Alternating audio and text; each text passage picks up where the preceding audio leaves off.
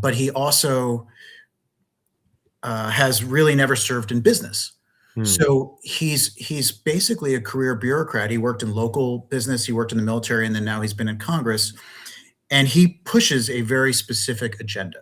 He pushes the Christian nationalist agenda, the Project 2025 agenda, the Make America Great Again agenda.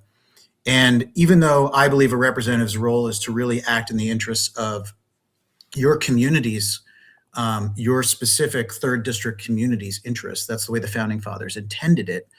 He has really given up some of the things he said he supported in order to appease Trump. So a great example would be the Big Beautiful Bill, which added to our country's deficit. Keith Self does nothing but preach about how awful the deficit is and how we need to cut government left and right. But when push came to shove, he voted for the Big Beautiful Bill, which expanded our deficit mostly to expand the Department of Defense's budget, expand ICE's budget, and give permanent tax cuts to the ultra rich, while the rest of us got temporary tax cuts. The biggest thing I want to leave you with about Keith Self is he really leans into dividing up communities and fosters this wave of hate that we're seeing right now. So when people sit around and they wonder, boy, why are people turning on each other? Why do these everyday Americans now, why are they so concerned about Sharia law? And why are they all of a sudden saying we don't need immigrants and we should deport everybody? It's because of guys like Keith Self. So I'll give you a great example about Keith really quickly. We had an incident in McKinney, Texas. There's a Muslim community being built. Some actor decided to spray over that sign with some hateful language against Muslims. Mm-hmm.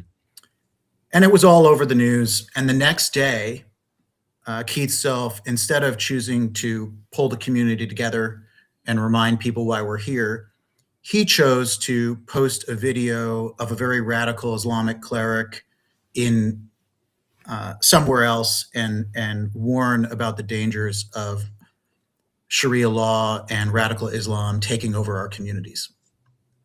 And the last fun thing about that story, which was meant to give you some hope, is afterward, some other people came in and they spray painted over the sign again with some spray paint that said, "Muslims love Jesus too." Yeah. So it's so interesting because, you think about extremism and, I actually, as a Muslim, I don't really know what Sharia law is, right? Like, Sharia law, in my understanding, is, how governments inculcate and incorporate specific law that is derived from suggestions from the Quran, right? If that is not law here, I don't even know how you reach over to practice Sharia law. Like, it is a media driven, I guess, word or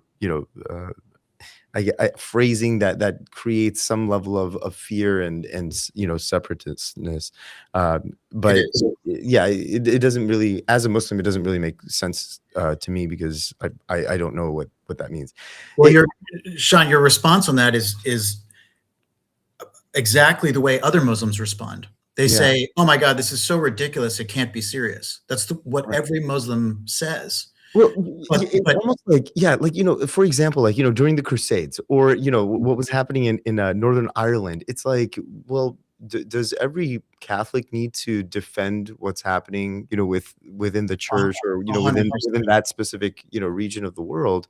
Is it actually representative of, a faith of over 1 billion people?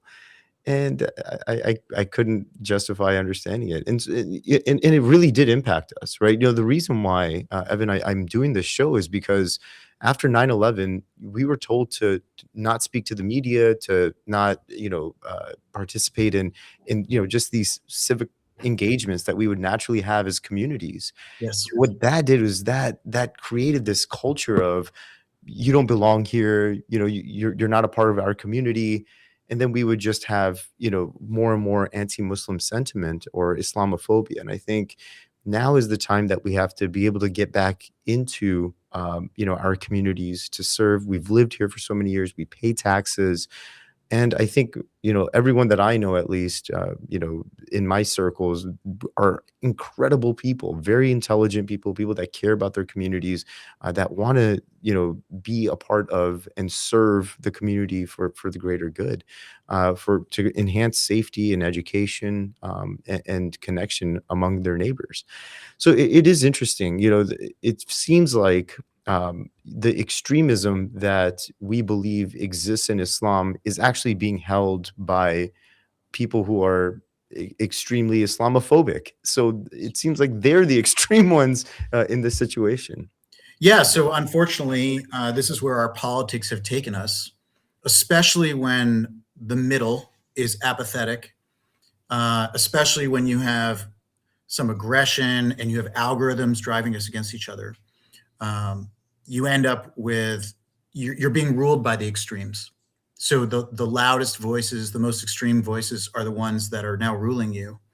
And I think for the Muslim community, like you said, a lot of the Muslim community is used to a certain level of Islamophobia.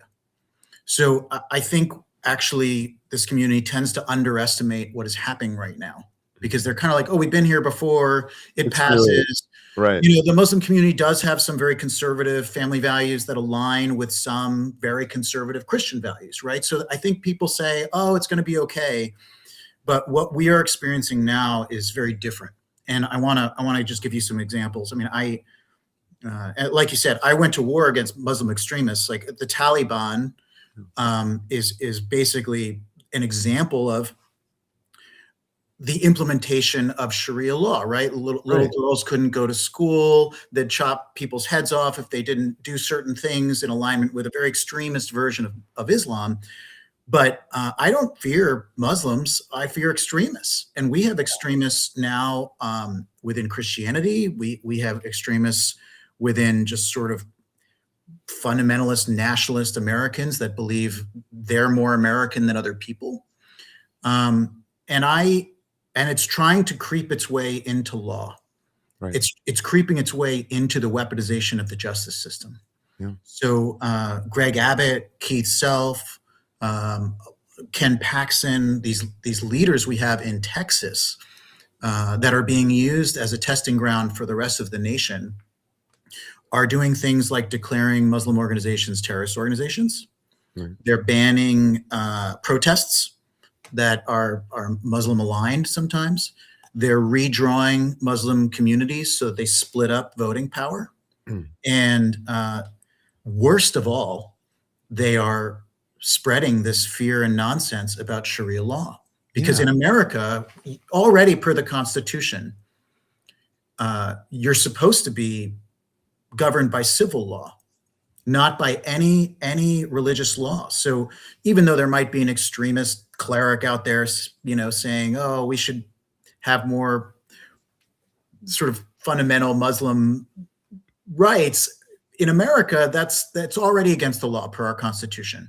Mm. The only time you can actually have religious law apply to your own life in America is if you choose to go through a personal mediation for a family issue, and you choose to do so with a member of a church leader of your faith. Right? We're all able to worship how we want to worship and live our lives the way we want to live. So what's happening now is Keith Self, he doesn't just talk about Sharia law. And you'll notice Greg Abbott, Ken Paxson, none of them just talk about Sharia law. They talk about Sharia law in one sentence, and then they say Islam in the next. They say radicals in one sentence, but then they say Muslims in the next. Right. So these ideas get very confused, and what it's doing is breeding fear and resentment toward Muslims who are already a marginalized community. Right. And, Evan, if I can kind of step in here, the idea here, and I want the audience, I want everybody to kind of understand that it's not about Democrat or Republican. It is about extreme policies being passed in Congress and understanding that we can all influence as a community, extreme policies from being passed because we're involved. Our communities are coming together and saying we don't want something so extreme as 10 commandments, in each classroom. But at the same time, you think about taxing the rich, right? Like, and this is, just a random example, but if we tax all billionaires, maybe we will like get some immediate, alleviation from, you had mentioned, the debt ceiling increasing because of the big beautiful bill, but that also allows government to go into every single individual's private assets and understand exactly how to evaluate based on what the government believes the valuation of your assets are, and then Yeah. they tax you on it. So it's not even a tax. It's more of the government taking over your property and then reclaiming the part, a part of your net worth as their own. Yeah, I think Democrats have particularly in Texas lost a messaging war. Yeah, And there are a lot of misperceptions about how Democrats feel on certain issues, especially with regard to your pocketbook, which is the way most people vote. People right, tend to think if I vote for a Democrat, they're going to want to raise taxes. We're going to get more socialist policies. That's the way people in Texas think. And that's why, look, I'm a normal person. I'm a businessman. Unlike Keith Self, I have kids in public schools. I have a small business, but I've worked in big companies and small companies. I I want to enable small business. I want to enable people to live out their dreams, and I want to do what's best for um, our community. And so I don't. I tell people I want to rebrand the Democratic Party, right. especially back to its Texas roots. You know, at one point in Texas, the Democratic Party was really just about looking out for the little guy, looking out, making sure that we weren't passing laws and legislation just for the top 1%. We were passing them for the 99%. Absolutely. So Eh, strong public schools, closing loopholes so that billionaires don't spend less on pay less in taxes than you and I do. That's right. what I want. I don't want to raise taxes. I want to make sure we're playing fairly. Everybody's playing by the same rules because Yeah, right now the billionaire class is the fastest growing class in the country, yeah.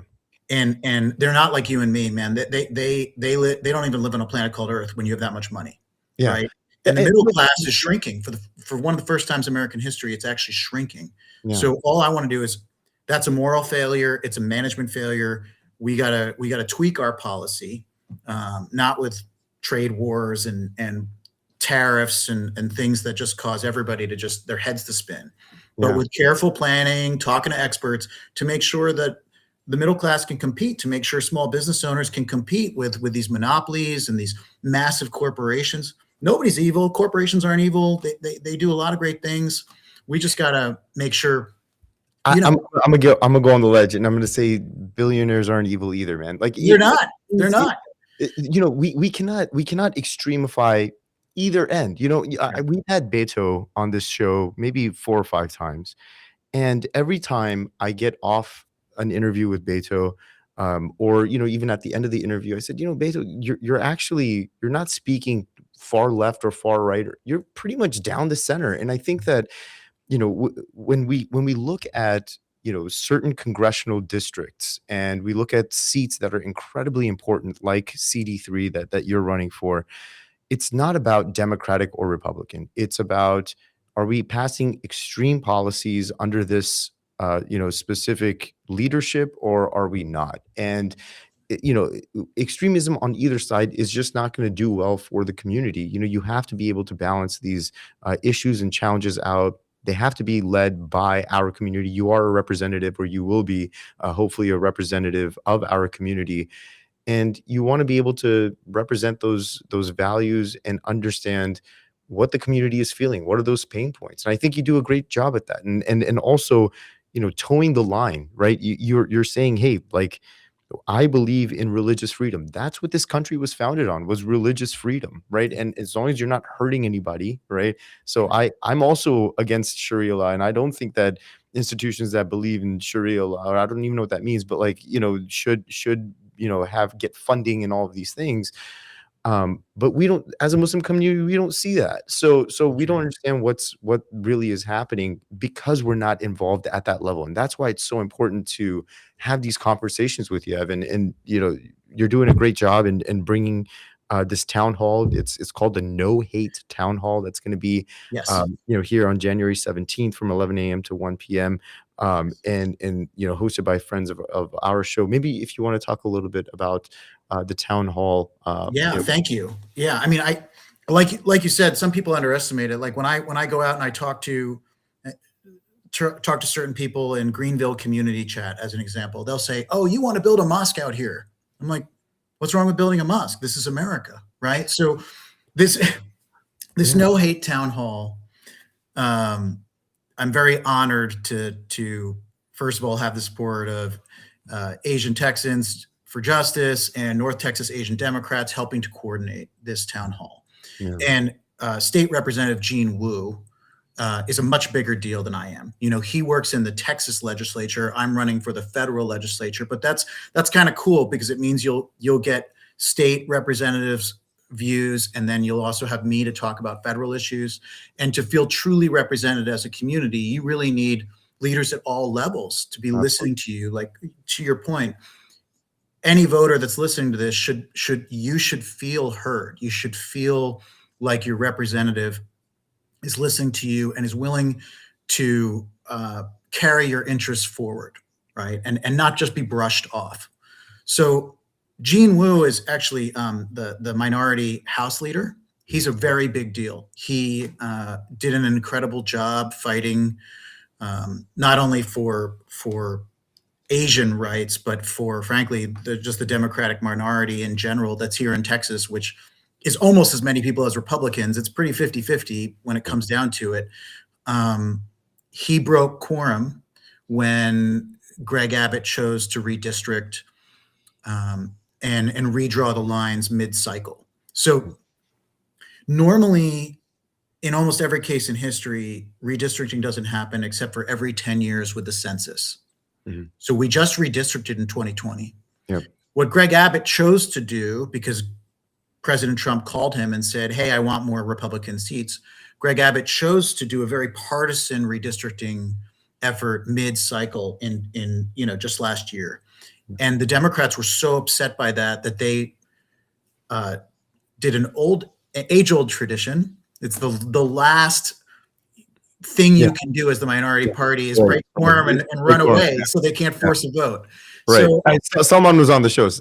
Representative Botani was on the show. Yeah. Mihaela Plesa and Gene Wu, they did a great job driving national attention to the show, and then that actually got the likes of California and Governor Newsom involved, and they started redistricting over there. So even though eventually we got redistricted, it shined a national light on Texas. And that's really a big credit to Gene Wu and Mihaela Plesa and our own Democratic state leaders. And I'm very happy to be on this No Hate Town Hall with Gene. We're going to talk about all the issues that matter to you. So if you're listening and you're like, all right, enough about hate, I want to talk about public schools. I want to find out why my emergency care centers are closing. I want to understand why we're the land of leaning telephone poles in Texas. We can talk about everything. But certainly proud to pull the community together to talk about this wave of immigrant hate.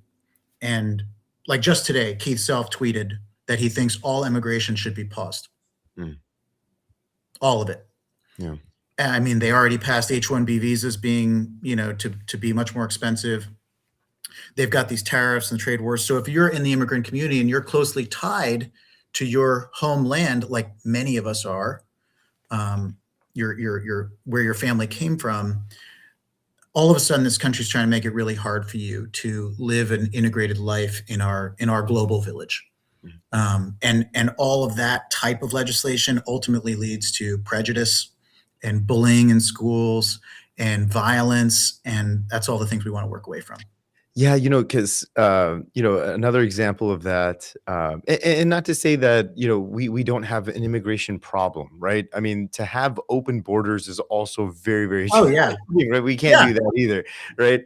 And we do need to understand like where the people that are coming into the country and like H-1Bs, are they actually going to the right people, for the right reasons, that are going through the right process and things of that sort.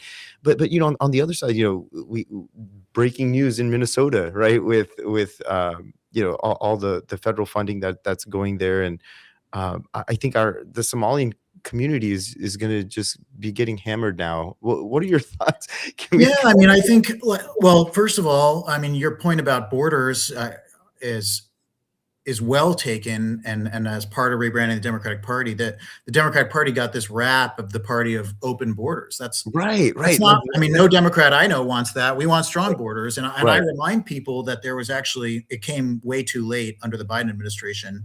So I don't want to defend Biden, but there was a very strong bipartisan effort to pass a border bill that would have locked down the borders.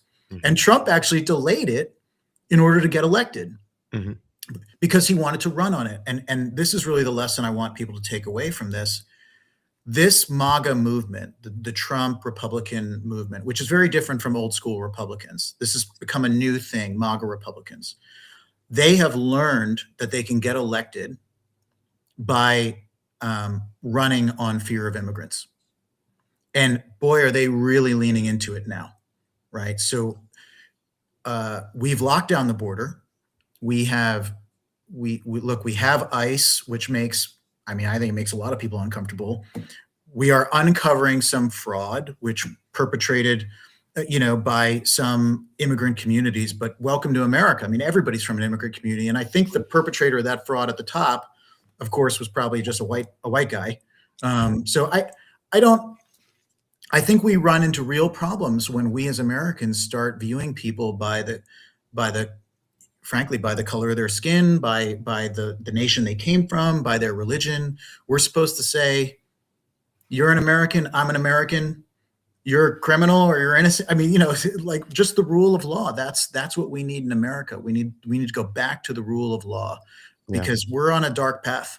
Yeah, and I think the dark path is exacerbated by, oh, I don't know what happened to my video. Anyway, it's exacerbated by this idea that we can't reach a balanced point of view. I don't understand why we can't look at things from an issue to issue standpoint, and why it always has to be Democrat versus Republican. What are Yeah, your I thoughts? I always, a lot of people will say, well, why didn't you run as an independent? We have a two-party system, and the best way to make change in this country is to give the voters, the best of two possible choices. Mhm. So I'm going to do my part to make the Democratic Party a fantastic choice for the voters. I Right, can't control what the Republicans do. right. And unfortunately, a lot of people say, "Oh, you're a Democrat, so that means you're the party of transgender and illegal immigrants and soft on crime and higher taxes for everyone." Couldn't be farther from the truth. Yes, So that's the whole point, right? when you start to hear anybody brandishing the other side as too evil or too simple, I would just encourage you to really look at your candidates and talk about real issues. I'll answer any question directly. I'll meet anybody for a coffee.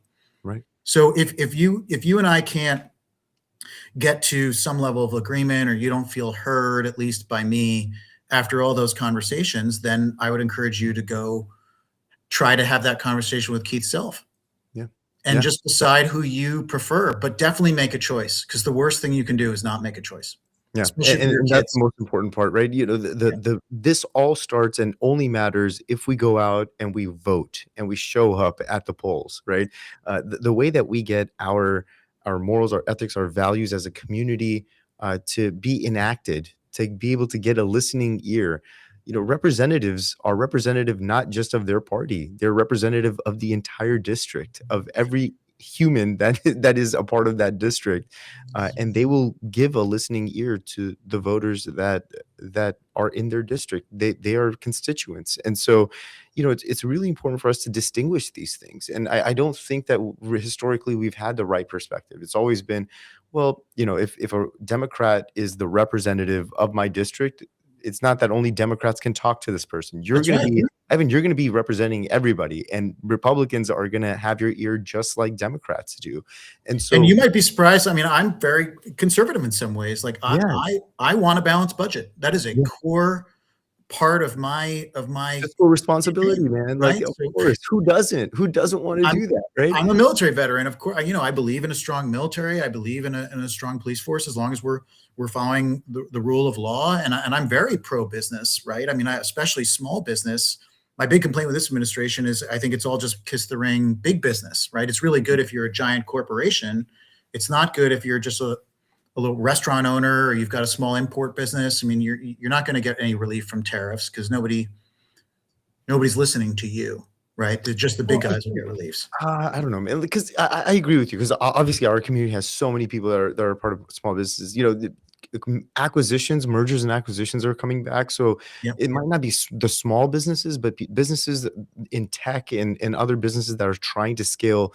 That really need to get acquired by larger companies. The Yeah. FCC's Yeah. lifted up those bans. So I've had personal friends that have really benefited from those economic policies. But you're right. Like the convenience store owner, the restaurant owner, the dry cleaners, the jewelry store owners. It's really important for us to be able to like understand the dynamic that tariffs actually play. And I don't want, that's the thing, is like I don't want to take an extreme stance on either one of these things, Yeah. because we can't afford to do that as a community. So I don't know, Yeah. maybe I mean, we might talk about tariffs are a very useful tool in some cases, and I think business leaders just need to understand what they're signing up for, right? Did I lose you, Sean? that. It's just Oh going. yeah, I see you here. I don't know what's going on. It's weird. Anyway. No, that's okay. Yeah, I've got you. Yeah. So yeah, I mean, I think that tariffs are a useful tool as long as they're sort of rolled out in a careful manner Yeah. and with a very specific purpose.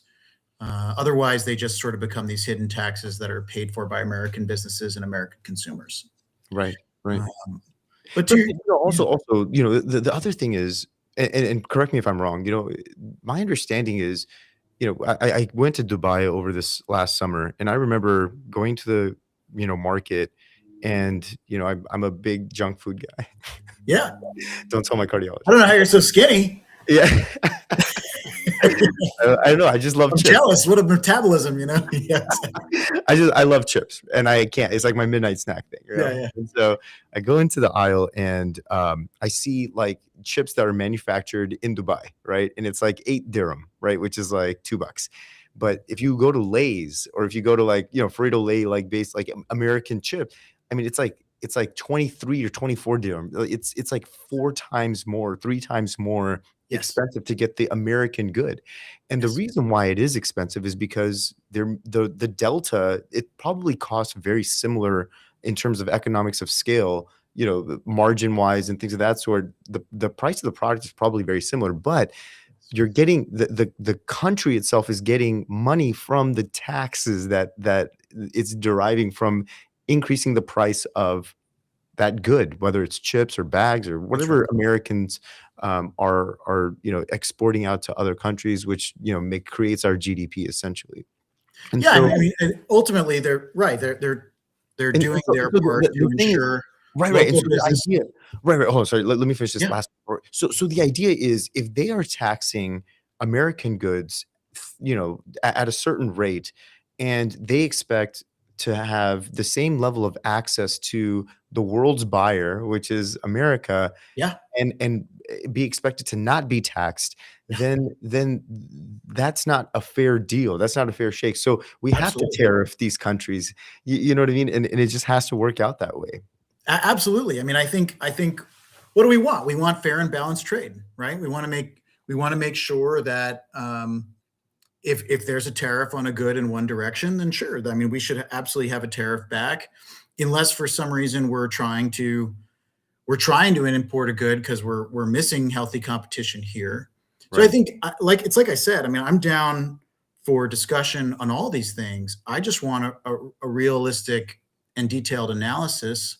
I want experts to make the decisions. I want to understand why, and I think that's what we as voters should all be asking. Like, okay, so why exactly are we doing this, Mhm. and what do we get out of it, right? And that's all fair. I mean, I believe the government's role with the economy is just to set the stage for fair and balanced competition, Yep, I completely right? agree.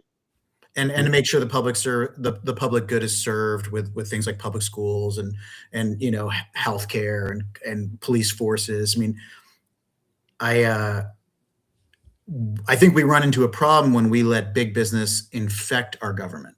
right, And now the government becomes a tool of big business to consolidate power and consolidate wealth. right. And that's really, I just want that healthy boundary between business and government. It's always hard, Yeah, but governments are supposed to be stewards of regular people, yeah. of It's you and it me, it's yeah. what happens is interest builds on either side, right? Either government becomes interested in the private sector for its own, specific reasons or its own political reasons, Yeah. or and then or the monopolizing, industry is now saying, you know what, we want to create what we call regulatory capture, where we make the rules of the law and we influence government to be able to move things in our direction. And so either way, it's not fair trade. You know what I mean? As you were mentioning. That's right.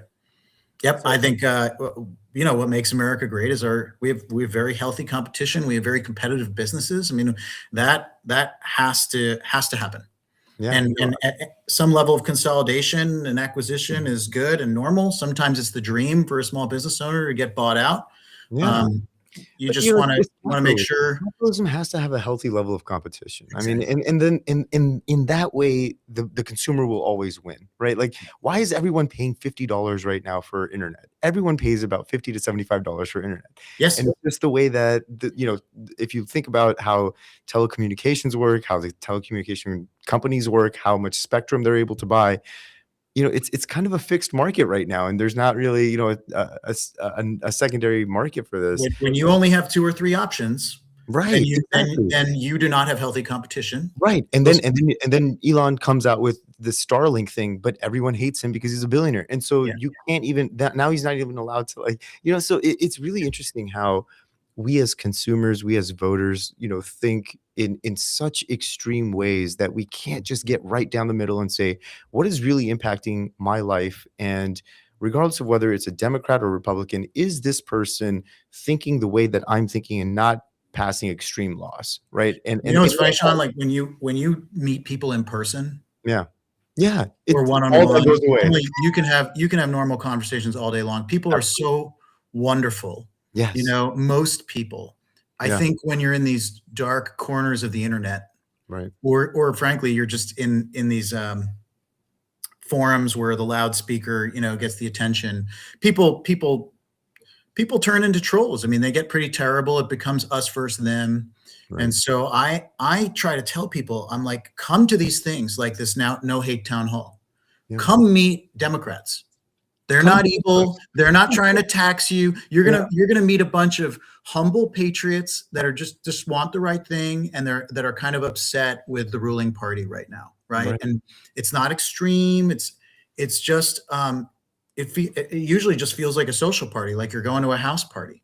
And Um, that's the thing is, like, it's so interesting because, the more you leave mainstream media talking points out of the normal discussion, the less the temperature goes up in the room, right? Because these things are designed to grab your attention, to, that's why, I think about this program, and the fact that it is trying to become so reasonable is probably the thing that is also the reason why it's not getting 20 million clicks every month, right? And so, the idea is, when you are able to be open, vulnerable, reasonable, honest about what's happening in the world, you realize that these party lines just blur out naturally. yes, I think people are desperate for authenticity.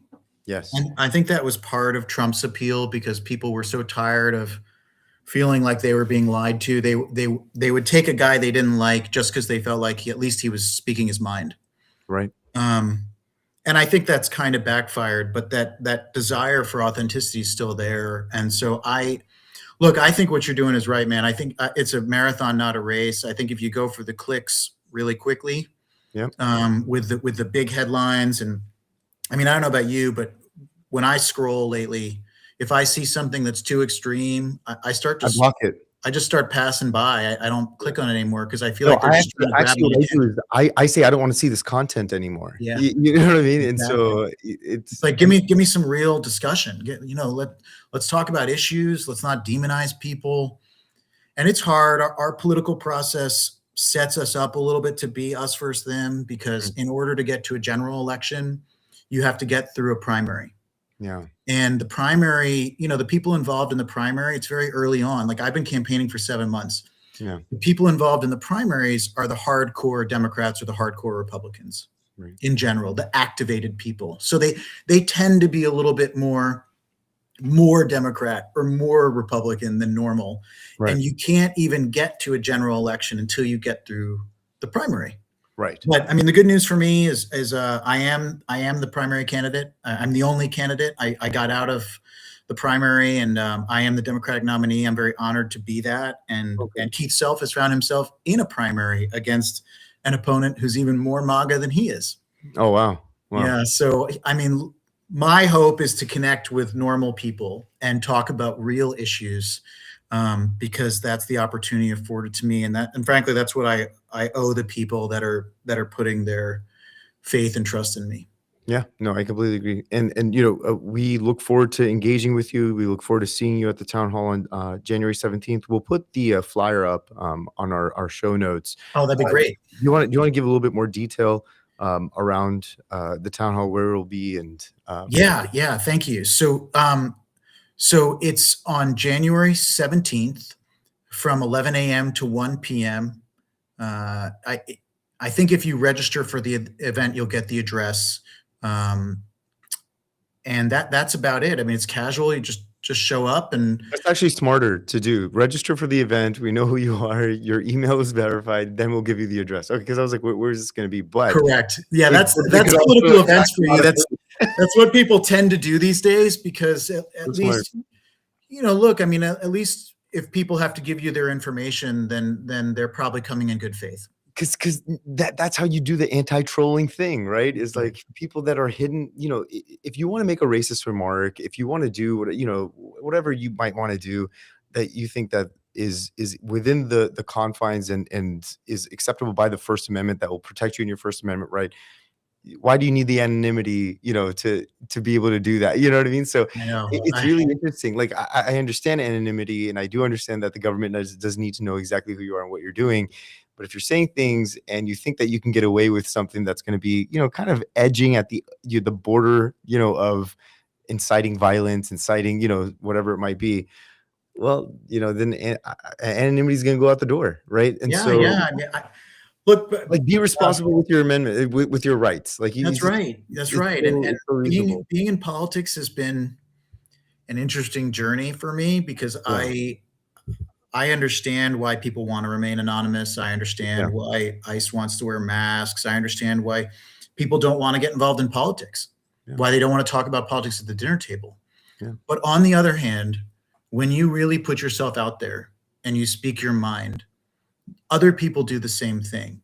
And then that's the only way we're going to that's the only way we're going to move forward together. Yeah.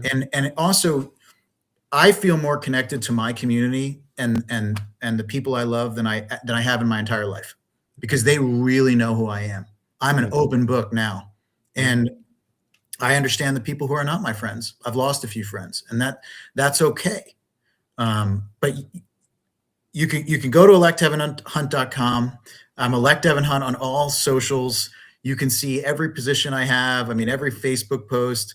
I have a ton of videos, and you'll also start to see me posting the flyer about the No Hate Town Hall. Yeah. So please join us.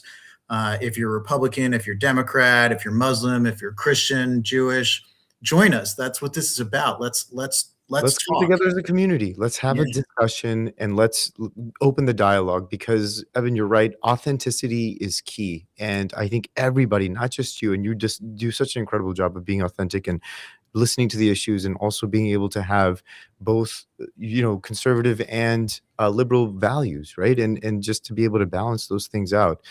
But to come back and come back from being assigned in your duty at in Afghanistan and so on and so forth, like being a combat veteran, coming back, and serving your community, bringing everybody together rather than dividing people further. I mean, you have my absolute, you have my salute, man. Like, you're awesome, dude. So Thank you, sir. yeah. Yeah, I mean, I've been lucky. I've traveled all around the world, and I like to focus on what we have in common. And when you get to know Muslims, Muslims say "peace be upon you" when they meet each other. It's Yes, that's what I wanna peaceful community, and so are true Christians, true Jews, true atheists, right? I mean, people want peace and love, and frankly, that's what we need to fight for our children. Yes, I completely agree. All right. Mr. Evan, thank you so much for joining our show tonight. Sorry about the camera problems. We were getting jammed. Thank you. Sean. Exactly. What a Well, they pleasure. can't jam the audio, so That's we'll right. have the audio out as well. But running for Congressional District 3, Mr. Evan Hunt. Anyone that's living from McKinney to north to Mount Pleasanton, please come out. Even if you're not in that area, you just want to come join us. I'll try to be there on January 17th from 11 a.m. to 1 p.m. Come join us. We'll leave the flyer out in our show notes. It's going to be hosted by Swati Joshi and Francine Lee, both who have been guests several times on our show. We love them. They're great community advocates. And also who will be joining us is State Representative Gene Wu. So we're really excited. I'm excited to meet him as well. Thank you so much, Evan, for joining our show tonight, and good luck in the midterms. Thank you so much for having me, Sean. It's been a pleasure. All right. Thanks. All right, everybody. That was Evan Hunt from Congressional District 3. Come out, poll out, and enjoy yourselves. Be a part of the community, and ensure that not only that your voice is being heard, but that your ethics, your values are being incorporated within the policies that are being passed by our Congress folks. All right, we're going to take a quick song break, and we'll be right back after these quick messages. Hey, what's up? This is DJ Scoop, and you are now tuned into my annual Roundup mix. Oops. Yeah.